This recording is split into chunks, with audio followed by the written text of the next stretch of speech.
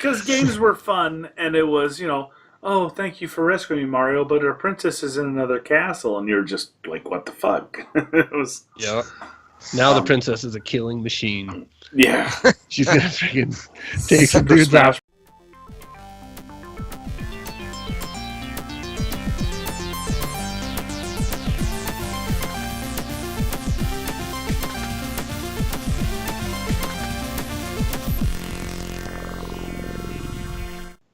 Welcome, everybody. Comically Gaming, episode 108, our 2018 E3 Spectacular. Spectacular. A little late this week because we wanted to be able to watch everything, right? A little different format. We're not going to do news of the week. We're not going to do our week. We're going to just jump into E3 stuff here so we can actually fit it all into the show. As usual, the Comically Gaming is not about breaking news. This is not the place to come for a comprehensive list of everything announced at E3, anything like that. We're just going to hang out this evening and talk about all the cool games that we cared about, from the conferences and everything. So we're recording this Tuesday night, end of the weekend conferences. As always, please consider supporting us for as little as $1 a month over at patreon.com/GCandC. And this week's show is brought to you by our buddies over at Mutiny Info Cafe, where they not only have a great selection of used books, records, and great coffee, but they also have a fantastic selection of new and used comic books, graphic novels, and more. Mutiny Information Cafe in Denver at the corner of Broadway and Ellsworth, and online at mutinyinfocafe.com. Yeah. So what's up, everybody? What's up? What's up? It's in. We started. Yeah, right, exactly. So big weekend. I spent the weekend up in the mountains and then rushed back down and watched everything on YouTube at night and caught up when I could. Haven't seen you in a long time. Yeah, it does feel that way. It feels like a long time. How do you guys, like, in the past, I know, like, as we were coming up to E3, me and Corey have kind of covered it the past few years, and I've always sort of watched over it in years before we've been doing this stuff. I know, Dirk, when me and you were chatting, you said you've never really watched it. Like, what's your guys' like familiarity with what this week is usually like? I never paid much attention to the conferences as they're being live streamed because I figured that I would just cherry pick what I was interested in, and I never watched the actual conferences. And I only really cared about certain developers and watching some of their stuff. I didn't watch all the conferences. Gotcha. Yeah. So what do you guys think then? Both being kind of news about it. It was cool. It was interesting. It would be fun to be in person, to go there and actually demo some of the games, but I'm glad I'm not, because then you've got a taste of it and you start fiending, especially if I'd played like the demo for some of the games that they showcased, dude, I'd be like, no, this is garbage. I want this now.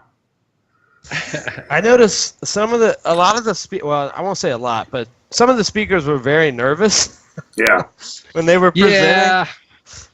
I feel for them.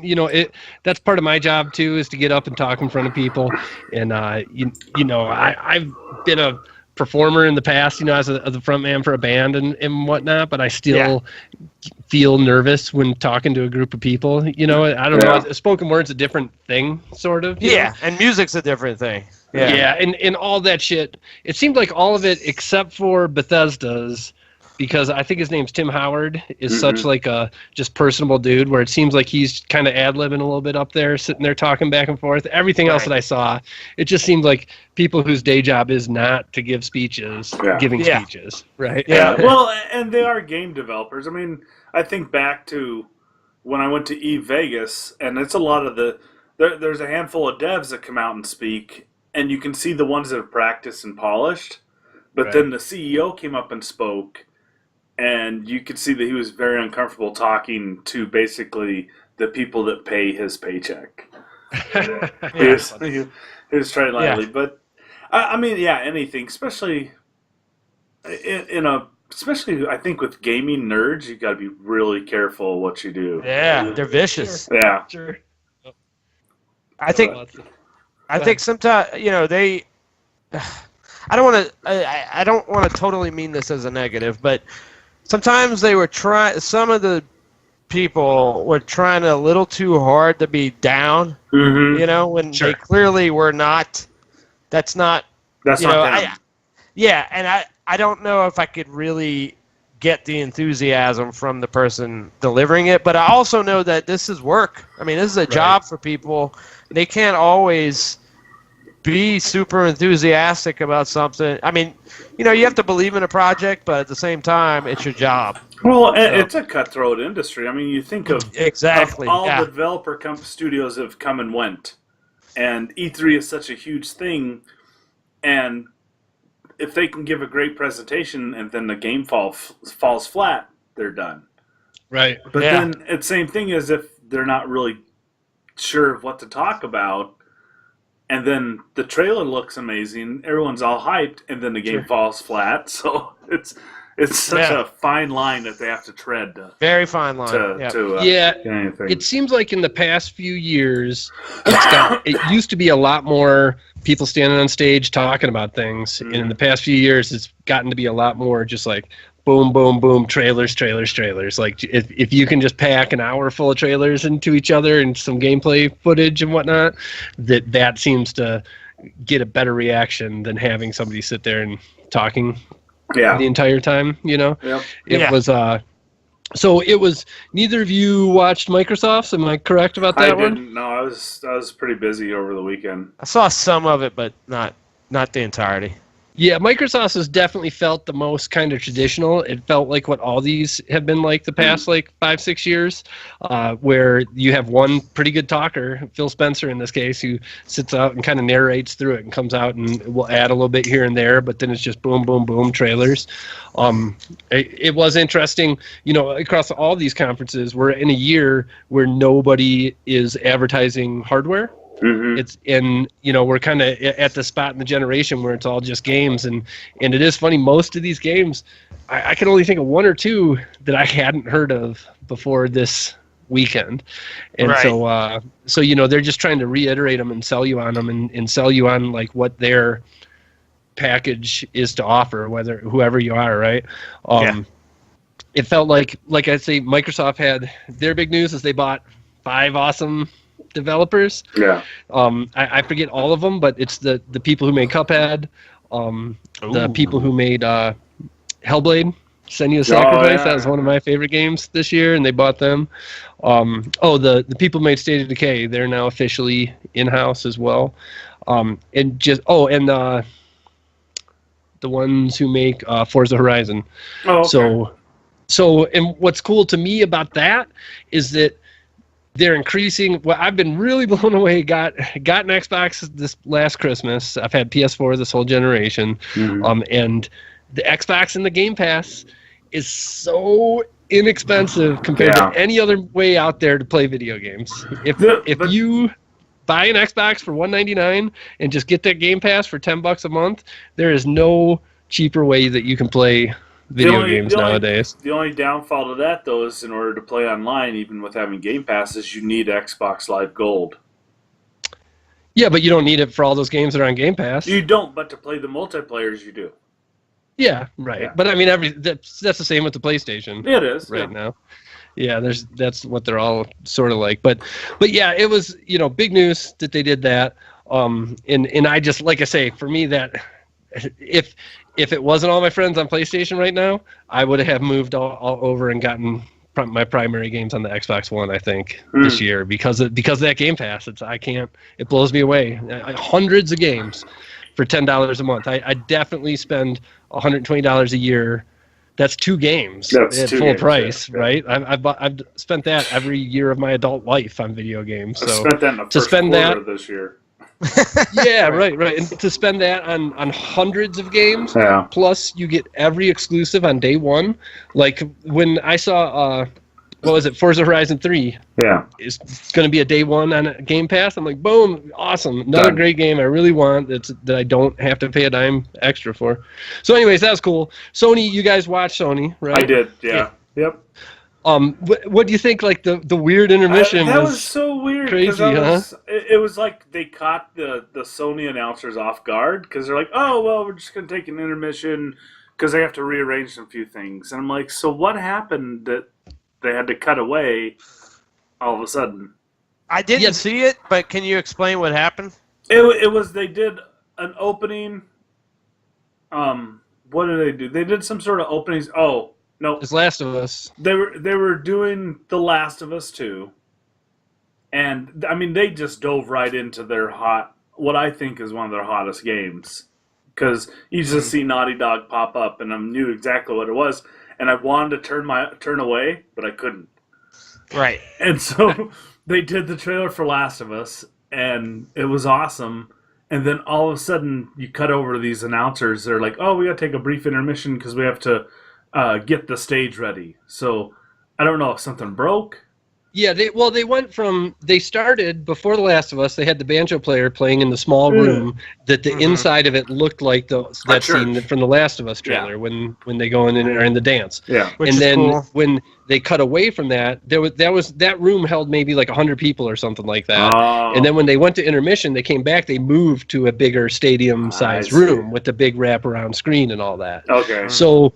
Again, something screwed up, I think, was starting the big stage there because they were on the intermission interviews for way too long, and I like that Sid Schumann and Ryan Clements, those guys. I listen to them every single week on that they do the PlayStation blogcast, and I really like the blogcast, but man, that intermission conversations that they were having were cringy AF. You know what I mean? They were bad, weren't they? Yeah, they were. It was like they were caught off guard, and they're like, "Okay, talk," and they're like, "Okay, what are we going to talk about?" Sucks. Yeah, and I'm pretty sure they had the people in their ears, like telling them to do things in the middle of them trying to talk. Like that would be whatever. Stressful. Well, because they started off talking about the Spyro remake. And my son heard that, and he got all excited. He was running over to my chair to look at it because I was watching my phone. And then they cut like almost mid-sentence from talking about Spyro to something completely different.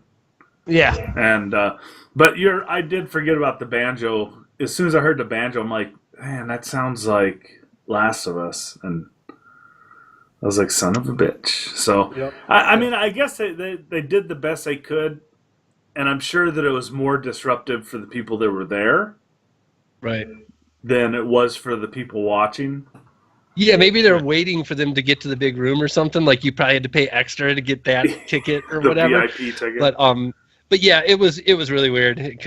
In the past 3 years, Sony has knocked it out of the park. Since the start of this generation, their E3 conferences are usually the best. And like I say, somebody comes out, gives a speech at the beginning, and then they jump into just trailers for an hour, and they've always been great. So that was weird. As I said at the top of the show, we're going to spend the rest of the show and just kind of talk through the games that we thought were cool, and just kind of leave it at that. We can spend as little or as much time as we want on these as we go down the list, but a lot of great stuff. It's definitely, I feel like the past 3-4 years have just been some of the awesome times to be a gamer. It seems like the quality of stuff coming out just gets better and better. It is. Well, they're finally refining the games and maxing out the hardware. They're finally learning how to utilize the hardware to its fullest extent. That's why games weren't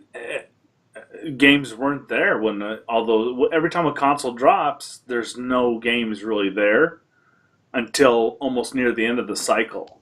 Yeah, totally. Definitely. Also, it's the injection of art into the platform. I mean, the more artistic it gets, the more beautiful, more engaging. Yeah, I think, and included in art is storytelling. Like, I think storytelling now is better than it's ever been. Like, when we were kids, storytelling was garbage. It was usually most of the kind of role-playing games came from Japan and had terrible translations here. Yeah. And, and you even go back and look at, like, the really old-school American stuff that was role-playing-ish and just, stories super simple. And, nowadays it's like... we talk about The Last of Us. I think we can go there for an hour instead of the rest of this list. Well, but anyways, let's dive in. Because games were fun, and it was, "Oh, thank you for rescuing me, Mario, but our princess is in another castle," and you're just like, "What the fuck?" It was. Yeah. Now the princess is a killing machine. Yeah. She's gonna freaking take some Super dudes Smash out. Brother. Anyways, so let's get in this list. I kind of started. You guys didn't watch Microsoft's conference? No, I thought, saw some of the trailers. I watched trailer for Forza. I saw Horizon 4. Ori. So, what do you think of Forza Horizon 4? I've never played it, so the only thing I have to compare it to is Gran Turismo. But it seems more realistic. It could be more fun, like online racing against other people. Sure. I feel like that they both kind of strive for realism in those games, but Horizon is like the Forza game that's off the rails. Okay. Like that's the one where you can drive a Lamborghini through fields and just it's a truly open world and you don't have to stick to roads. So there's lots of off-road stuff going on as well. Nice. The big thing with this one was they announced seasons. So like in winter you can drive across lakes, and in summer you can't and stuff. And they changed, like in fall there's more leaves, so you lose traction on the road. Okay, yeah, I remember seeing that. Okay. Yep, exactly. And to me it was just what looked cool about it is the open world MMO. Like there are 20 people driving around. He kept on driving around. You see somebody go by with the name over the car. Oh yeah. In the opposite direction. It's just this big open world that you meet up at events with other people and then take off and do your own thing. Like I haven't played any of those games, but it looks super cool to me. And nice. Especially because if you got Game Pass, that's what I was for free. Yeah, I definitely will play that. And then Halo was kind of a joke. They showed Master Chief's helmet for a second. I'm sure that's next year's. It looked really good, like though. 2019. Yeah, of course. The reflection in his visor, I was like, wow, that's really good detail. But I wasn't even. I didn't get any emotion watching that Halo and Infinite. I was just like, okay. Yeah, it was just they announced they're making Halo. Yeah. Surprise, right? They're making another Halo. So, Dirk, what do you think about you said you saw the Ori? Yeah, film? I saw this. Christina Flores from Gaming Outsider tweeted the Ori trailer out. So I watched it. I think I passed up playing the first one on Steam, I think, because it seemed like it was a little too Journey-ish. Like didn't have the consequences that you did in a normal platformer. But the trailer for this one looked better. I mean, it looked like you were actually sort of fighting stuff. It just had more teeth this time around, and it's a gorgeous game. I mean, it's beautiful. It looked kind of. That game was critically well received. I have never played it. It definitely had that kind of art house look to it that I usually will enjoy if it's done well. But I've also, over the past few years, it used to be that if a game looked weird or artsy, it was like a magnet to me. Like I just wanted to take it in and check it out. But it seems like the past, like if I'm honest, the past like 5-6 years, there's been so many of those games that I bit on some stuff that I didn't end up liking so much. And I'm a little less likely to dive at it nowadays. But yeah, everybody says it's Ori and the Blind Forest, I think, is the first one. The first one, yeah. Yeah, everybody says that's great. And this certainly looked beautiful. That's why I'm hesitant. I'm the same way as you. I'm hesitant to play it because I just don't know if I'll care. I mean, when I did Journey, I was like, I don't know. We could get into Journey talk. I've never played Journey. Didn't Journey come out when... But didn't Journey come out when like G4 TV was still on the air? Maybe. I love that channel. That channel was awesome. Yeah. But so I definitely, that's one of those games that it looks cool to me. I've got to pick like 3 or 4 games out of this list to be able to play in the next few years. True. And I don't know that Ori will make the cut. It's gonna make it. Yeah, but it looks cool. So then we got into Sony's. We kind of, I guess, let's talk about The Last of Us, right? Yeah, we might as well. Incredible, huh? It was. The Jeff and I were talking about this yesterday. And Dirk picked up on this because it wasn't that choppy, like, move from cover to cover. The way that they had Ellie flow through that room and just... It's just like if you were in a room in that kind of a situation, you would sort of do that, just keep moving around until you found your opening. And it just looked, it looked like it was redefining gameplay. I mean, like a step forward again. Just to go into an action where she, you know, with the arrow to that guy's head while she's on the ground, you know, that was just, I mean, all of that, the way it just went into each movement was like, it was just beautiful. Yeah, I feel like as far as the action goes, it's funny. So, you know, that scene, we had the scene in the barn where, first of all, she's talking with the kid, and he says that, like, your old man's trying to keep me away from you or whatever. He makes him go on like different patrols than you are whenever you're on shift, and he's kind of complaining to her about that. So I thought that was funny. And then, you know, the other girl pulls her out on the dance floor to dance, and they have a moment there, and it was cool how, I don't know if you guys picked up on it, I watched it a couple stupid times, but, you know, she's like, don't worry about that dude, he doesn't know you. And then they make out, and then they flip to her just like killing machine, just tearing dudes up, and you know, split second moves, and boom, not even thinking about it. And then they come out of the kiss and say, you know, that's you, right? Like that's who you are for real. We can sit here and have a barn dance or whatever, but so are they referring to Joel as the old man, or are they? Of course. But Joel knows what she's like. I mean, come on. Yeah. So. I love the character she's become too. You know, in that trailer, seeing her age. Yeah, they aged her perfectly. Fantastic. Yeah. Yeah. And what you were saying, Dirk, too, about it's funny. So when they started kissing and it first went into that scene, and it kind of showed at the beginning, she was kind of just sneaking thing to thing until combat started, and then it got crazy. But it was funny, like when she first went into that sneaking thing, I immediately was like, oh yeah, I forgot this is a stealth game, because I'm not a big fan of stealth games. The same thing. Yeah, but then as soon as combat started, and she was just boom, boom, boom, like Kung Fu fighter Ellie with crazy, you know what I mean? Just in, like you say, the speed and agility and back and forth and just taking guys out. It was and super brutally as well. Left that one with a pit in my stomach. Like, wow, it was definitely made an impact. Yeah, I can't wait for that. And they didn't give us a date, so you're just like, right? Damn it. Yep. Could be years from now. I saw the actresses too in the pose for the actresses that played the two, like Ellie and the other girl at the dance, recreating the pose. It was awesome. Right. Yeah, Ellie's what's her name? Laura Bailey. She's in Critical Role also. Yeah. Oh, really? Oh. Yeah, if you watch a lot of that. Yeah. I ain't got time for 4-hour episodes. Dude. I know, those episodes are crazy long. You're right about that. I can't. When I used to go snowboarding, that's fine because it took me that long to drive up there and home. Yeah. But in the middle of a week, I cannot fit 4 hours into the middle every week. Yeah.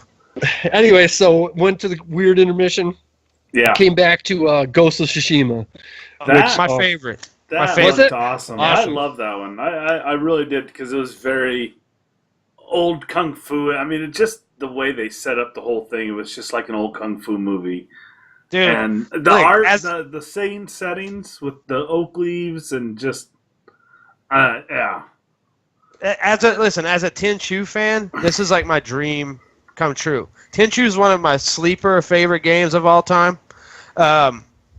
Seeing this, what I've always wanted. I mean, it's more samurai than it is ninja, but but you're right. That one scene where he just uses a grapple for 1 second to jump up on a wall, and it got my Tenchu butterflies going too. Dirk. Man, absolutely. And look, I love feudal Japan as a setting. Mm-hmm. I mean, it's why I like Inuyasha, Ninja Scroll, all that stuff. I mean, it's just, it hits all the touch points for me, besides just being like a gorgeous game with that awesome music. Yeah. I didn't slam the guy with the flute. I thought he was great. I love that flute. I don't know. Yeah. Was people like throwing shade against him or what? A little bit. Really? Because he was a white dude doing it. But so what? Wasn't he the same guy who was playing the banjo? No. I thought they used the same musician. Did they? I don't know. I thought. Yeah. Yeah, it was my favorite. Yeah, I really, really, I don't watch a ton of them, but I totally dig old samurai flicks. Yeah. Particularly Lone Wolf and Cub. I'm a big Lone Wolf and Cub guy. And what I thought that trailer anyway showed really well is those scenes where it's boom, two dudes staring at each other, and then one slice and it's done. And even when they got into combat, it was like some people he was parrying, but other people he'd like turn around and like head lops off and gone with one hit. Like to me, like that's if you nail that right, that like gets my blood boiling. The old, like I say, those old samurai flicks. And it's Sony, so you know that what they had the world to study from. For all that motion capture, and just I liked how it was a really gritty feel to it too. It almost had a little Tarantino Kill Bill aspect to it. And I he loved that. all. Yeah, right, exactly. Yeah, that's jumping through all the influences, definitely. The other thing I bet you like, Nate, which is what I loved also, was the horse, like riding through a field. I'm like you, like I can just do that shit for hours. Yeah, totally. Yeah, that game skyrocketed to. I knew I liked Sucker Punch and I liked Infamous, but them working on a samurai game so different that it was. I didn't quite know what to expect, and what they put out there looked awesome to me. Yeah, super awesome. Definitely. We've come a long way since Dynasty Warriors. Right, right. Dynasty Warriors is still there too if you want it, but So then let's talk. They close it out with Spider-Man. I know. And holy crap, for all the good stuff that we just said about those other two games, I'm equally as pumped for Spider-Man. Yeah. And that's only 3 months away. I know. I know. September. I'm so stoked. Sinister 6, man. That's all. Look, Dirk was going crazy in Discord. Well, Sinister 4, huh? Or 5, I guess. If you include... Who all do they have in there? They had Rhino, Scorpion... Vulture. Electro. Yep, and then the dude gets off the Negative Man. Gets off the thing at the end. Yeah, I think he's taking the Goblin's place in it. Which is fine. Goblin's played out. Yeah, he is. No, it was perfect. And I was telling Jeff, like, again, that fluidity was there. Just that beautiful just movement and the angles that it was hitting at. I mean, the way he was surveying the room and shooting in different directions and fighting guys at all possible angles. What I was really impressed with, because I played the Amazing Spider-Man, I think it's 2, that was on the PlayStation a couple years ago. Sure. And what really pissed me off about that game was the camera. The camera was garbage.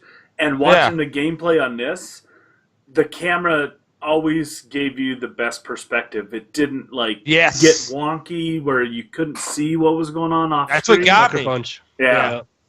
So right there, I was sold just with the really good camera work. I was like, okay. Yeah.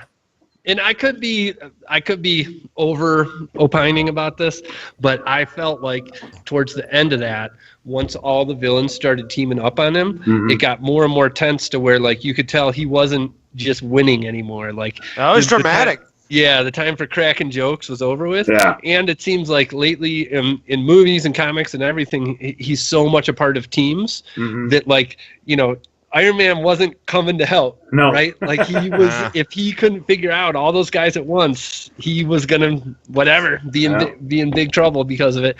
And it felt that, and then on top of it, the action looked so cool and fun. And, I just, that game, I feel like that's my most anticipated game right now. It really, really ratcheted it up. Well, it's so close. That's why I'm excited. Yeah. Sure. And God knows if anybody's deserving of a good game, it's Spider-Man. Yeah. Because he's had some shitty ones in the past. Yeah.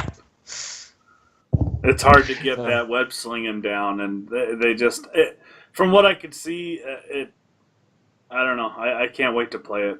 Yep. I'm with you. All right, so on to Nintendo today. Dirk, you got Super Mario Party marked on here. Yeah. Why? Why? Because we would play the shit out of that game, dude. I'm telling you. If we all had Switches?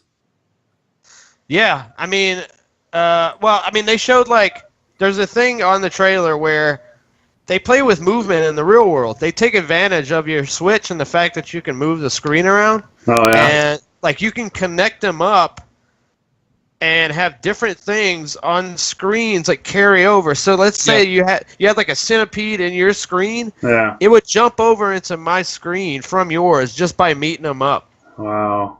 Yeah, on the table. Yep. It looked cool. I got to say, my kids love Mario Party. They play the hell out of it, and I have not. I'm totally sick of it. The mini games are way too generic at this point. Like I've and that's coming from me, who's played just a ton of it with those guys. Yeah. They haven't made a good one in a long, long time. It used to be pretty good when I was younger. I don't know. I feel like the second or third one, playing that drunk with my friends in New Orleans. Like, yeah, that was a good time. But 15 games later, they run out of ideas for those mini games. That's why I get tired of Mario so much, because it's like 80 games with. Spread it, Jeff. Spread it. That's funny. So then the rest of to me, the highlights of what happened in the rest of their direct today, Fire Emblem. Are you guys familiar with Fire Emblem at all? Yeah, I've played it. Yep. So the new game actually has you have squadrons of dudes who come with you. Oh. So it shows the map where your players are across the map, and then once you make an attack, it zooms in, and that one character has 50 around them, and you can make them go into formations and then go out and attack together. So that definitely. I'm happy that it's not just another Fire Emblem game. There's been so many of them over the past 3-4 years that kind of changed it up enough to that was literally the only game on Nintendo's press conference that I cared about. When I finished watching the direct, they did not sell me on the Switch. I tell you that. So far, it's still Odyssey is the only game on the Switch that I want to play, and that's not. I'm not going to buy a system for one game. So and this was their chance again to sell me. They did not sell me. That's for sure. What went on in their conference did not sell me today. They did go into Super Smash Brothers. The thing with Super Smash Brothers is that it's every character that's ever been in any Smash Brothers game ever is in there. I heard that. Yeah. So Solid Snake's back. Like the Ice Climbers are back. All these characters that have been gone for a while. I never was impressed with Smash Brothers. I didn't. Yeah, I don't mind fighting games, but it just for me, I didn't. I'm old school. Street Fighter. I wasn't until we got it for the Wii U and play it through, and just it's like part fighting game. First of all, the cool thing about Smash Brothers is, have you ever played any fighting game enough to know fighting moves and stuff? So it's not like any other fighter where you learn each character's moves. In Smash, each character has down B, left B, up B, right B, and then down A, left A, up A, right A, and then so there's not a different moveset. It's not like this dude has a rollback fireball and this dude has a hold back and push forward. They all have the same moves. Okay. They just do different things for each of those moves. So I guess for simplicity's sake, I could see that. Once you get that, it's super accessible. So you can try out, they got 50, 60 characters, and then you try them all out. And then on top of that, it's like the goddamn Nintendo museum. As you win matches, you unlock little pieces of history about Nintendo that by the time, if you actually go through and unlock all the characters and play the game that way, you've been given a history lesson along the way that's super duper in-depth and cool. I had not spent a lot of time with Smash in the past either until that one. And once that one happened, I get it.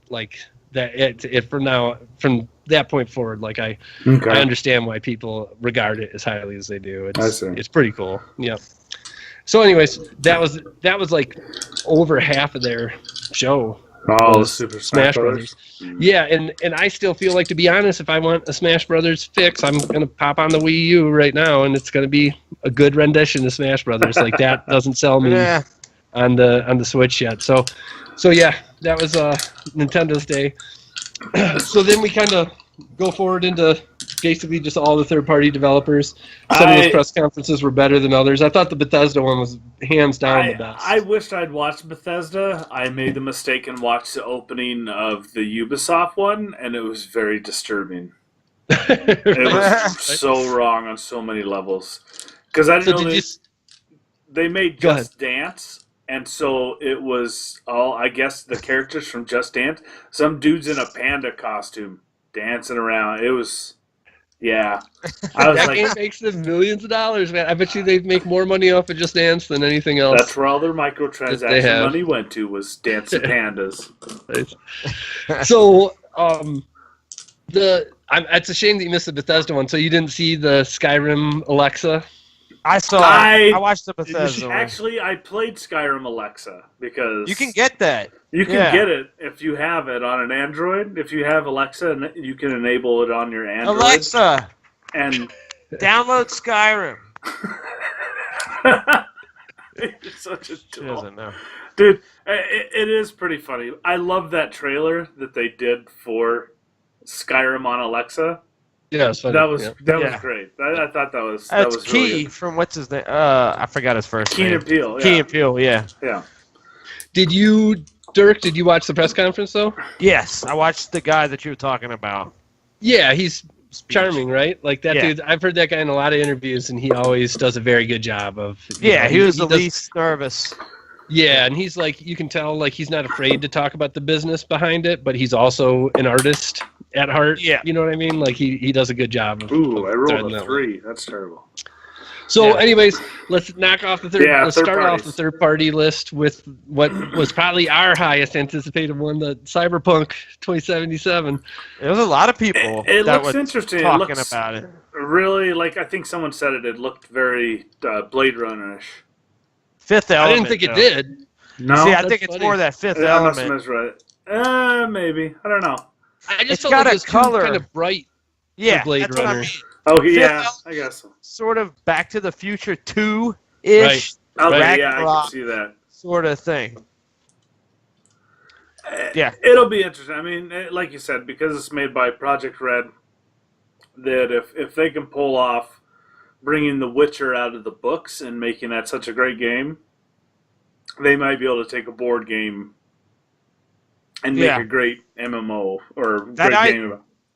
That IGN report that Nate posted was very informative. Oh, yeah? Yeah, it's Yeah. cool. It definitely was. The Gives you some things that they insight into showed that how it took yeah. out of the board game, Mm. I would have known nothing about otherwise. Yeah. You know, it makes me. I want to go find it on Amazon or something. Wow. before I the game guess comes that's out. IGN's 20, right? good for one thing. Yeah, right. No, this guy got to play it, the demo, Okay. and reported back to it. He said it feels like it's massive, or it looks like it's going to be. Mhm. But you get to design your character, which is different, I believe, than having a set character for you. I think you're limited to 2 roles. Like you have to fit this character, but you can do alterations and design. Cosmetics, yeah. Starting it off. But yeah, I mean, what he made it sound like, I'm definitely in. I think Nate mentioned this earlier, where you put on a jacket and you have access to certain parts of the city that maybe you didn't have access to. That's good. Yeah, that's what they said. One of your stat blocks is like coolness, Yeah. and that as you get cooler, you open up the world or whatever. Like that. That seemed Yeah. cool. That's That cool. definitely. No pun intended. Totally seemed cool. Yeah, I mean, I was talking to Corey right after I watched it, and he was like, it didn't really kind of get me as pumped as I thought it would be. Mhm. I watched it a few times, and if I'm honest, I didn't walk away from it going like, yeah, like the way I might have with The Witcher 4 Yeah. or something, just because you're so whatever after playing The Witcher 3, so fired up about Geralt and his posse that looking at characters that I know nothing about, it's Yeah. hard to get that same level and kind of pumped up It about is. it. Yeah. But it was interesting to see the world also because it wasn't what I expected. I expected more Blade Runner-ish, and this is kind of like Dirk says, more kind of almost 80s color palette Okay. going on. And that also kind of rubbed me the wrong way, to be honest. But I just have such like faith in these guys, in their ability to make awesome worlds, that I know that they're gonna fill that world with fucking awesome shit, right? Like you just think in The Witcher, like every doorway that you walk into, there's something there in the world, right? And for them to do it with that type of environment, like I'm just beyond excited about it. It's an FPS too, which surprised me. Yeah, Yep. I was surprised it's FPS. Yeah, they said it just comes out of that for cutscenes. It goes back into FPS. Other than that, so yeah, I was surprised about that too. But again, as much as I love The Witcher, if they can make something that's different and awesome, absolutely, I'm just as fired up, right? That's what I told Corey. Like you can't put it on the same platform as The Witcher. I don't think No, it's going to be probably very awesome in very different ways. Right. Well, I wonder if that's why they lined it and made it brighter, because there's portions of The Witcher which are very dark, but then there's some really weird colors going on sometimes in that game. So the fashion. Maybe it's a great way to separate games from the same developer, because a lot of games fall into that rut. A lot of developers want to fall in that rut where it looks the same, and you can sit there and Different go palette. back and forth. Like Fallout looks like Skyrim, and vice versa, because it's always the same. It's Bethesda. So totally. So, like I say, I think we could talk about it all night. Let's move on to the next one, which just incredible. So the other one in the PlayStation press conference, Death Stranding, huh? The opening was weird. I was like, I love it. What the fuck am I looking at? It's like, I don't know, dude, if I could play that game, because it was just kind of, it was too disturbing. I love with it. The baby attached to him, and honestly, I think the darker the better. I thought it was Walking Dead. I thought it was a Walking Dead game because it was Daryl from Walking Dead. I'm like, so it's a Walking Dead game? You watched the last two trailers, right? No, he did. We talked about it. No, we did, and I tried to remind him, but he didn't remember. No. So. Yeah, we totally did. I know we did. Yeah, and they've all been just as disturbing and whacked out. So this was the first one to show gameplay, which was Daryl walking around, right? Yeah. And I just loved the music in the background and all the weird shit. So I've kind of heard since, and I don't remember exactly where, that he is like a delivery person in this fucked up world. That's why he has a baby. So who knows why you light up the baby to see the floaty things? Who knows? But yeah, I think so. That's the walking thing. Like if you look, he always had different kind of packs on his back and stuff. I think you'll be tasked to get things from point A to point B and avoid the monsters out there while you do it. Is kind of what I took from it, anyways. As long as it's not like a dark, weird Lord of the Rings, just them fucking walking to Mordor for fucking 3 movies. As far as we know right now, that might be what it is. Yeah, man. I'm a big Metal Gear fan. I mean, from the story points in some of the past Metal Gears. So I'm excited in that respect. If he's doing a whacked out, weird ass version of that, that same style, but like just an avant-garde sort of anti Metal Gear game, 100%. I'm totally into that. Yep, I am too, Dirk. I totally am. That's what I've actually already heard people complaining, that it'll be too weird and that there just won't be enough to draw it all together. Like to me, the weirder the better. Absolutely. If I can just play a 12 to 18 hour game where they just keep throwing that crazy shit at me, I'll just eat that in all night long. I think we need more games like that, to be honest, putting it out there. I will give it a try, though, for sure. Yep. You better. So then the next one on the list, Sekiro, Shadows Die Twice. It's From Software teased it last year by just showing 2 bones, and then this year they showed it with it's like a whole arm that's bones on this. It's the other big samurai game out of this year's conferences. Also has the same awesome grappling hook mechanic that the other one has. The difference with this is that he's fighting fantastical creatures along with samurai and whatnot. It's from the people who make Dark Souls, so it's strange. Looking at that trailer, it doesn't look plotting. Okay. You know what I mean? Every game they've ever made has. The action looks pretty quick. So I'm curious if this is more of like a arcadey attempt by them or not. We'll have to see. But looked really amazing. They went into Dying Light 2. That was in the Microsoft conference. The one thing I'll take away from Dying Light 2 is that they talked about how as you make choices, the choices affect the world. So like the example that the guy had was that you work with this gang to gain access to water, and then your choice is, do you let like the people on street level have it for free, or do you keep it and charge for it? And depending on how you do that, the game world starts to change. So like if you keep it for money, you know, you draw different alliances in the world, and the average person on the street might be more desperate because of it, sort of thing.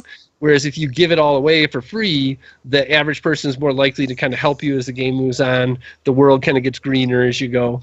And then the guy like pulls out of that and says, okay, and that's like one of hundreds of choices that you make along the way. So like by the end of the game, your city and my city could be completely different. You know, it rang a little bit of Too Good to Be True. It won't really be that dramatically different. Yeah. Right. But if it is kind of how they sold it, it sounded really cool. Definitely. I was definitely into that. Word. No. Kingdom Hearts. Dirk, you gotta check my Kingdom Hearts. I don't look. I'm probably never gonna play the game. I have a very limited amount of time to play games, so it's far on my list, down my list. But I think if you like classic Disney movies and you enjoy old Final Fantasy games, it's a no-brainer. It's a combination of those two things. And I don't give a shit about, Frozen. I mean, I don't know. I haven't watched Frozen. Corey swears by Frozen. Yeah, Corey swears by Frozen. Well, it's because we had that whole debate who was hotter, Elsa or Anna. Yeah, so I'm more of a classic Disney guy, but those games were fun, man. I enjoyed them, you know. I never played them. I would play it. I think if you like, it gives you the feels that those old classic Disney movies give you. You know, the same, you know, emotive tug, I guess you can say. To me, like the weird like JRPG story was what made it weird. Like it seemed like when Kingdom Hearts started out, they were all about like it's half Final Fantasy, half Disney. Yeah. And then it got further and further away from the Final Fantasy side of it, and there's just like a few token characters that like Sora interacts with that are from the Final Fantasy universe, and it's gone through like all the Disney to the point where they're repeating now with some of them, right? They're running out of stuff to pull from. Right, which to me, I hear you. I agree with you. I'm more of an old school Disney person than a new school. Ultimately, I don't like Disney stuff that much, though, and so you know, doesn't do it for me quite as much. It is. I know the original. It was crazy to have Maleficent and Sephiroth in the same game as bosses. Right. It's kind of bizarre. I was That like, is what? weird. Yeah, totally. And then the next one on the list is Jump Force. Did you watch this trailer, Dirk? Yes. The thing is, like, I'm like that. It's awesome, right? But I don't know enough about Naruto. Sure. And that I forgot the third game that they pull from. There's four. It's Naruto, DBZ, Death Note, and One Piece. Death Note I'm interested in because I like Death Note. I haven't seen One Piece, but yeah, it's always nice to see Goku, you know, fighting in the air.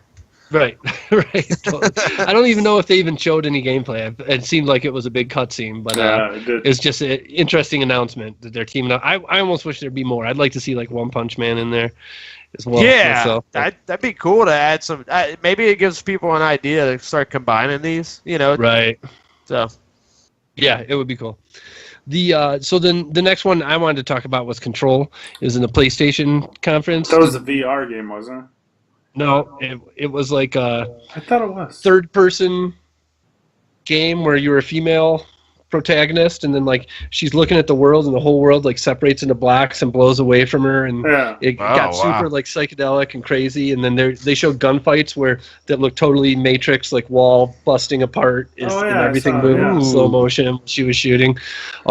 By the people who made Remedy, the guys who made Quantum Break, which was an Xbox exclusive, and looked pretty sweet. It had the same kind of time mechanics. Now they're not, you know, held down to just Xbox with this game. So this was one of the few games that I didn't know about before this weekend. Yeah, and I'll check it out. Pretty stoked to learn about. Next one on the list, Killer Queen Black because mine's the only X on the dock. I assume you guys don't know what Killer Queen is. No. No. So Killer Queen is an arcade cabinet that's like there's only like 30 of them in the United States right now, and everybody's been talking about them for the past year. It's a 5 versus 5 team game where the two machines back up against each other. I've heard of this. Okay, yeah. Yeah, and then there's like 3 different ways that you can win a game. Like one is to get the queen, the other is like there's the snail at the bottom that you got to get to, and then the other one I forget is like destroy all the bases or something. And so you, as a team, you always have to be protecting all 3 and trying to push at one. And so everybody says that it's incredible. That's awesome. Yeah, and for it to be on the Switch now online is a big deal for people that are kind of in the know about it. So I was super stoked to see it. I wish it was on PS4. Yeah. To be honest, like that's where I'd like to see it. But yeah, it'd be cool, especially because the Switch. If you know enough people, you all show up with your Switches. I never know and then you enough play people. Together. Not in the same geographic location. Right. Quick question. Not to divert from the conversation, but is a Move worth getting for PlayStation? A Move? The controllers? Yeah, if you have the right Only games. if you have VR. Yeah. They're your hands in VR. Yeah, certain games. Gotcha. Okay. Yeah. All right. Yeah. The next one on the list, Elder Scrolls 6. I think it was a 2-second trailer. Yeah. Still got me fired up. I know. I'm scared that. Look, Skyrim is one of my favorite games of all time. I mean, just easily. I've rarely played through a game that big twice. Wow. Right? Which I did with that game because I did PS3 and PS4. But I just loved it that much. And I'm scared that, like with the winter setting versus what clearly is a less of a winter setting in this one, I'm scared it might affect. But I maybe not. I'm probably just paranoid and overthinking it. I'm sure I'll love it. Yeah, Skyrim was my favorite game of all time until The Witcher came along. Yeah, and kind of The Witcher really one-upped it in a bunch of different ways. And I feel like they with 6, I hope that they've learned from that, and this becomes a competition where they keep upping each other, because the Bethesda games essentially haven't really changed since Fallout 3. Problem. Yeah. Right? And that model's going to fall down soon. Right. So, and to be honest, I feel like I'd still play 3, 4, 5, 6 more of them, but I hope that they get better, right? That they they iterate a little bit more and make it a little bit more changes. But I'm excited for Elder Scrolls 6. And then that rolls right into Fallout 76. What do you guys think about this? I want to play that one. I liked Fallout 4, and I'd be interested to go back to the beginning of it and play through that. I was interested once they described some of the details of it. I wasn't as crazy just because, I've gone through 3, 4 in New Vegas. And like you said, it's Bethesda, so the gameplay really doesn't change that much. No. What intrigued me about this was the idea of a sparse online group. Yeah. So having a max of like 12 people in the area that you're in. Right. Was awesome. You may or may not see them, right? Yeah. You could actually go scout out their camp without having like 20 dudes roll through and just try and kill you in between and stuff. Yeah, I agree. I went on last week's show, I think it was. I shit all over this game and said that I didn't believe that it would be good or keep my attention. It totally proved me wrong for everything that you just said there. And I just felt like even when they were showing the action, it looked better than previous Fallouts. And I haven't played 4 yet, so that's probably plays into it a little bit more. But it looked a little bit more kind of grounded controls and stuff to me anyway. So I'm all in. I think 100% day one but purchase for me. Also, and I think we talked about this, but I think Fallout lends itself to me maybe a little bit better to online play than Elder Scrolls. So I think that might factor into it. We'll see. Right. Yep. Then the biggest EA game that we care about is Anthem at this point. I didn't watch that a little bit more extended. Oh, I had said when we were talking, you didn't watch any Anthem? I didn't watch Anthem, no. Oh, Really? dude. So, Dirk, I had said to you that I didn't think that there was gameplay stuff, and then I watched 5 minutes of gameplay today on it. So I don't know if day one I just watched the wrong video or whatever it was. But it's interesting to me. They definitely... there never really was much question in my mind about kind of how the action would be. Like, it looks like it's a solid fight these big monsters game. What they didn't really show me the stuff that I have all these questions about. Like, if this is a BioWare game, like, to me, this is clearly a Destiny-like game. Yes. Right? Like, they're following that roadmap a little bit. But my biggest complaint about Destiny has always been the super light RPG stuff. When you go to the tower, there's barely... You can go to a couple merchants and buy something, but that's it. Like, I want to go back to a town where there's all kinds of quests and stuff. You know what I mean? Like, I want that part to feel more roleplay-y. And this being made by BioWare... I assume that that's going to be there, but they didn't show it. They just kind of showed the middle of a mission with people going through it. You know? So yeah, but I mean, it was eye candy with that sense of scope and depth with the flying was just so engrossing to get lost in. But you could probably, I mean, you can't just sell me on just that. Like you said, I think it needs to have some RPG elements thrown in there to keep me long term. Interested. Yeah, and yeah, exactly. That's to me as well. And then on top of that is like, what's the end game look like? If it's a Destiny-like game, they're going to want to keep people engaged after you play through the story or whatever. So it'll be interesting to see how. I just feel like there's so many moving pieces there that it could be easy where the sum of those parts are not that great. Even though what they're showing is great so far, but I still have high hopes. BioWare has made some of my favorite games, so I'm definitely going to give them a little bit of a benefit of a doubt. Yep. Next one, Jeff, looks like you marked Shadow of the Tomb Raider. I did. Yep. I do like the Tomb Raider games. Brutal. I missed the gameplay video, but watching just the trailer. It looked fairly close to Square Enix when they did the other two that they redefined. Right. So I just if the story is as good as the other ones, I'll buy it. Right. Because I'm down with that. I love the Rise of the Tomb Raider and the definitive edition, which they re-released on the next-gen console, and of just Tomb Raider. Just Tomb Raider. Yep. Yeah. And yeah, way that's better the one than that I played. Shitty movie that they just made. Not a big fan of the movie. Fuck, that movie is a glow stick. It's funny, like that first one I played through and beat. That was like a swan song game for the 360 for me, and just was excellent stuff. I've kind of have felt like looking at the 2 cents that they look a little bit too samey to me. My time is stretched so thin. I only have a few hours. I just don't play a lot of sequels because I'd rather try something different than play something that's going to be similar. Rise was the prequel to Tomb Raider.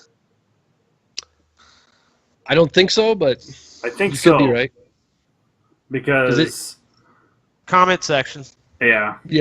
I don't think so. I think that the first one comes first in the timeline. Okay. Because she, at the beginning of that game, she's never killed anybody. She's never done whatever, and then by the end of it, she's like a badass. So I'd be. It would have to be she'd have to be totally naive and never done anything in Rise, which I don't think was the case. I don't remember. It's been so long since I played those. Yeah. So then I just threw in there the Monster Hunter crossover. I actually watched the video for it today, and it got me stoked. If there's one thing that's going to bring me back to Monster Hunter for a couple hours, it'd be Final Fantasy Monsters. Yeah. Like if I can hunt. Yeah, right. Then I'll do it. I definitely will do that. And it's free, so they didn't have to give us a trailer and stuff for it. They could have just dropped it someday. But yeah, it was cool. And then Assassin's Creed is the next one on the list here. Jeff, back to every year. I think they're oversaturating Assassin's Creed. I've always been down for Assassin's Creed, but Assassin's Creed Origin kind of killed it. It really did, because they open world it, and I still You're the only one that says that. I still complain about the level requirements. I despise the level requirements that they started placing on everything. Yeah, it's funny. That game is like universally loved by everybody I've ever heard except you. I just can't get into it. It's just because I loved, I've been playing Rogue when I get a chance, and I love Black Flag, and I love Syndicate, and I love the French one. Hey, and, as an AC fan, yeah, have they touched upon this Grecian theme before? not yet. No. Okay. No, because the first the last one was supposed to be Origins, but this would actually be further back in time. Pre-Origins. Yeah. Yeah. Right. So that sort of doesn't make any sense, but because I love Greek mythology, I'll play. That was the selling point for me. Yeah. I've never been interested in an Assassin's Creed game really, for the most part, and that was like, well, I'd probably play. I mean, that you get to use a based on that trireme to like ram through shit. So yeah. Yeah, this it has the naval combat, which definitely sold me a little bit, and then it also she's fighting. There's like magic in the world, like there's a minotaur at the end of it, and she has some skills when she's fighting that are extraordinary, right? Like in past Assassin's Creed games, that it's ridiculous how people jump 700 feet into a thing of hay and hop out okay, but it's supposed to be real. Like, you know what I mean? Like the skills that they're using are just like really good parkour. It's not. I haven't run across, unless somebody knows differently. Jeff, you played most of them, huh? They usually don't get magic, right? Like they don't ever get magic. It's all climbing up way high shit, and I get vertigo, and then you jump off and you land in a hay bale, and you're good. You're good. Yeah. So, anyways, all that kind of interested me. I don't know, like you say, oversaturation. I've played a few Assassin's Creed games from start to finish, and I just can't play one every year. So it gets to be like the setting is what makes me play or not usually. And so I haven't decided yet if that one will make it. Well, up until Black Flag was put out, Assassin's Creed 2 was my favorite because it was the Renaissance era of Italy, and I loved the voice acting. And then Black Flag came out, and we had pirate ships, and I was like, okay. I'm good. Yeah, it's funny. Most people do share that sentiment. Like, I beat the first one. Okay. I beat 4. Okay. And I beat Unity. Okay. Unity was the French Renaissance one. Yeah. And I've been to Paris a few times. I love the setting. When the setting is the city of Paris, I'm in for whatever. Well, see, and that's why I like Syndicate, because it was Industrial Revolution period for London. Right. Yeah, and that's cool. I just love that environment. Yeah, totally. I made a video one time a long time ago of me walking from Notre Dame to the Airbnb that we stayed at with my parents when we were there, to the door, and it's totally felt real, like it was what the area was like. It was good. That's so awesome. Yeah, I was That's down. Awesome. Anyways, Division 2. I'm just kind of stoked. I mean, I played Division mostly by myself, and I would go into the Black Zone or Dark Zone? The Dark Zone. Yeah. And dude, that was an adrenaline rush because you're like, oh fuck, because you think, well, okay, there's some guys walking, and then you see some players come running through. I'm like, well, if they draw aggro, I can get through it. No, because those dudes see you running with loot, and they'll kill you first, then take out the monsters, and you're just like, oh, okay. Yeah, to me, I played through the whole game with buddies and really like that. It's like flanking simulator when you're playing against the AI, and then the Dark Zone was always me just hiding. That was the game to me because I wasn't good enough to compete against the people who were in there all the time. And so you try and get some loot and then sneak your way to those extraction points through the city, and it felt way cooler than doing that against AI, right? Yeah.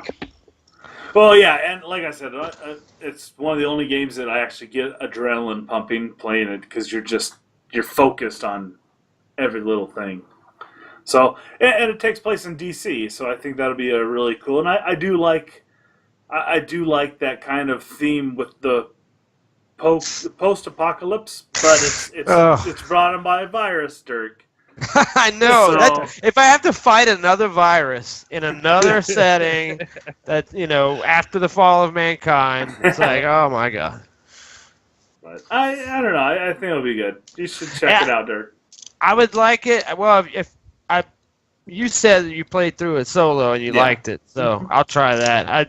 I felt like it was a game that I prefer to play with buds, a bud game. Well, I played with Lumberjack a little bit, but he sounded very snobbish, elitist. Like, oh, well, you can't play with my group. I'm like, whatever, Lumberjack, go ahead. Running with trash. Yeah. Running with trash. I really liked it. I expected the sequel to be more of the same and kind of bore me, but watching them play this game, totally, like you say, it got my blood pumping right off the bat. I definitely will play this. And then the last one on the list, Skull and Bones. I assume up your alley there, Jeff? Dude, oh my god. This is... Yeah, the minute I watched awesome. this trailer, I was like, well, they just blew Sea of Thieves out of the water. I thought it looked great. Literally and figuratively, because I think that this game's going to aspire what Sea of Thieves tried to, but just couldn't quite deliver. If you get it, I'll get it. And it's Black Flag, because they used Black Flag as the beta testing model for their naval combat, and this is with pirates.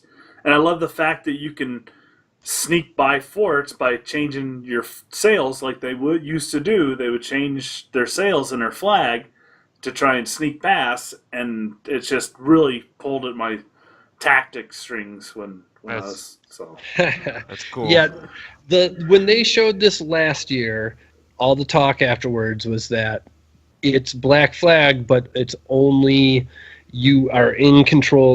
In the gameplay, you are in control of the boat. In shooting, you never zoom in on a character and board ships or anything like you do in Black Flag. Yeah. You never get off and go to towns or things like that. Like, this trailer showed a lot of what looked like NPCs cheering and getting ready to board each other and stuff, but they acted like it was like you just control the boats instead. But it's 4v4, so the four of us could team up and be a squad cruising through the ocean, right? And hell yeah. Well, yeah, I guess I didn't look too detailed, but you know what? If it's that, but I think that because it is Ubisoft, they are going to throw some, because you're going to be the captain of the ship, so I'm sure that they're going to break off into like a third-person view and go into town and ship. Yeah, they said last year that that wouldn't be the case. Oh, really? You wouldn't do that. So I'm interested in this trailer that they showed this year. Didn't do anything to disprove that. It was just a big cutscene. Is what it seemed like it was. But it's interesting that they didn't even show the ship combat. So I don't know. We'll see where this goes. I think. Yeah, they showed ship combat. They didn't show the boarding. Just in party. cutscenes, though. No, they showed actual gameplay. Really? Maybe I missed it. Maybe you missed it because I watched the Ubisoft press conference, and they showed actual gameplay as the ship shooting and the different guns and yeah. So, but yeah, well, I'm hopefully optimistic. I think even in worst case scenario, I still buy the game and sail around in a pirate crew for a little while. I think I'm down with that. But well, if they bring back the sea shanties from Black Flag, I'm down. Because that's all I used to do. Yeah, I agree. Is I would just sail around, listen to him sing. I'm like, okay, I'm happy. That's fantastic. Yep. So wrapping it up, those were all the games that we thought were worth talking about this year. Just wanted to chat up for a second. Is interesting the games that weren't there this year. Yeah. No Metroid Prime 4. Yeah. Red Dead Redemption. Rockstar never shows up at E3. That's just one of their things. Yeah. So that wasn't really a surprise. But I'm just that's one game coming out this year that we saw nothing on this weekend. The Avengers game. Yeah. Final Fantasy VII remake. Rocksteady's game that's supposed to be Superman that everybody's been talking about for the past week, and then Animal Crossing. Well, I'm glad Animal Crossing, because Animal Crossing is lame as fuck. I'm sorry. I don't enjoy Animal Crossing either, but I think it's important to get it out. Like the Switch is clearly going through every franchise and putting out a new version of it. Like I'll be more interested to see what happens when they stop just making another iteration of a franchise and make something new. Yeah. Like, which will happen once they put out every one of these. Once they kill that horse, yeah. Yes, right. Right, exactly. So it's like Animal Crossing is like the last horse at this point. I don't know. There's so many more. Well, and then like with Sony blocking cross-platform playability with Sony, with the PlayStation on Fortnite that just got announced. That didn't just get announced. Really? That's been Sony's policy forever. I know. People keep on putting that story out to try and make it like it's a big thing. Sound bad against Sony. Every new game that comes out that's cross-platform for everything except for Sony, that article comes out again for that game. Fake news. And they're just Sony's crushing it, and they don't want to share with other people, right? And maybe that bites them in the ass 10 years from now when they're not on top anymore. But for right now, it's like it's a business choice that. You don't, whatever. You can't fault them for making that thing. Well, it's pretty ballsy, even with their security hacks. When the PlayStation Network got hacked those couple of times too, that they can still. That was a million years ago. Well, people like me who jumped on for the PlayStation 4 don't even know about that. Like that was so long ago now. They got their shit together at this point. And Microsoft went backwards. During the 360 PS3 days, Microsoft had the best online infrastructure for parties and group chat and all that stuff. Yeah. And with the Xbox One, they went backwards, and Sony's got better at this point. Like, whatever. All that stuff comes and goes. Yeah. So I guess the last thing that I just wanted to talk about with you guys tonight is just looking at this list of all these games this past weekend, watching all these trailers, what's on the immediate horizon right now. And I kind of made a little list for myself. To me, because of Game Pass, Forza Horizon comes out at the beginning of October. Red Dead's October 26th. Spider-Man is September 7th. And then Fallout's November 14th. I will get all 3 of those games. I will get Red Dead, Spider-Man, and Fallout. For sure. Yeah. On day one, if I can. Yep. So, I think that's about right. Yeah, same. For immediate release, yes. Yeah. Those, and that'll be more games than I can play, as always. But they all look so good that I definitely want to be a part of those experiences. It gives me like fall. 3 weeks before Spider-Man's release to finish the other games. I need to finish Monster Hunter World and good luck. Detroit Become Human. 3 months. How far are you in there? I think I'm almost done. Okay. Just the feel it's not from super the story. long. No, the feel and the momentum from the stories. I feel like I'm getting to the pinnacle end of the game. Cool. All right, so it's that time of the week again. We're giving the love back. All the people that gave it to us. Got a lot of new subscribers. A lot of new subscribers. 1588 or something last time I looked at it. Nice. Yeah, so it was a big jump. Almost 30 people this week, and really, really appreciate everybody who stopped by and hit the subscribe button. Really appreciate that. Every week we kind of shout them out. If you listen to the audio version of this show, then go over to youtube.com/GCandC. Go into the description of the video. There'll be links for all these people there. Also, if you're one of these people, there's a big list of active people in the community right now. Everybody, click everybody up. Subscribe check them out. Check them out. Yeah, do all the stuff. Yep. I fall in love. Thanks so much. Really appreciate y'all. That's why we do this back. This week I got Gamer Goggles, NCU Greg. I got the Dutch American and Tat Test Dummies. Nice. I got the Gonza fam, Rosie and Tash, Taryn the Happy Guy, Princess Ricky, Valor Time, Fuel Me Once, McMonster Dad, Cosmic Phoenix, Jaws 19, and Sherry 52403. Wow, that's a lot of numbers. I have Roadhawk Wilson, Just for Games, Kratos 7455, Marco Custom Fabrication, and Bonkers Laura. So every week we pick a name of the week based on nothing other than the names. It has nothing to do with the content. It's a coveted all across the internet and the world. People talk about being the Comically Gaming name of the week. What do you guys? Who do you think this year's or this week's winner is? I laughed at Jaws 19, and so I was going to go with that one. I actually had some good back and forth with him about Solo on his channel. Yeah, it was. Nice. We had a good conversation. Jeff, what do you think? See, I was looking. I was rereading and looking at tat test dummies, which is kind of funny. It really is. Like instead of crash test, you test like tattoos. Yep. Just a walking billboard for tattoos. So, tat test dummies. I think that would be my second because Bonkers Laura just cracked Yeah. for some stupid I reason. could It just laugh seems so goofy and fun. Well, I was that- trying to see if I could like read into how they wrote it, but Totally. there was no. Three-way tie. It is. Three-way tie. So congratulations. To all It's our three. three Cat names of the week. Test Dummies, The Jaws trifecta. 19, and Bonkers Laura. You have the names of the week. Names of the week. I don't think we've ever done names of the week. Yep. So thank you very much, everybody, for watching. This has been Comically Gaming. What is it, 108? Yes. 108. 108. Really appreciate all y'all. Please consider going over to patreon.com/GCandC and lend some support for as little as $1 a month. You can also find us on Twitter at GCandC. And as always, thank you to Fred Thomas for our opening music and Xee Reiter for our awesome logo. Thanks, guys. Love it. Yep.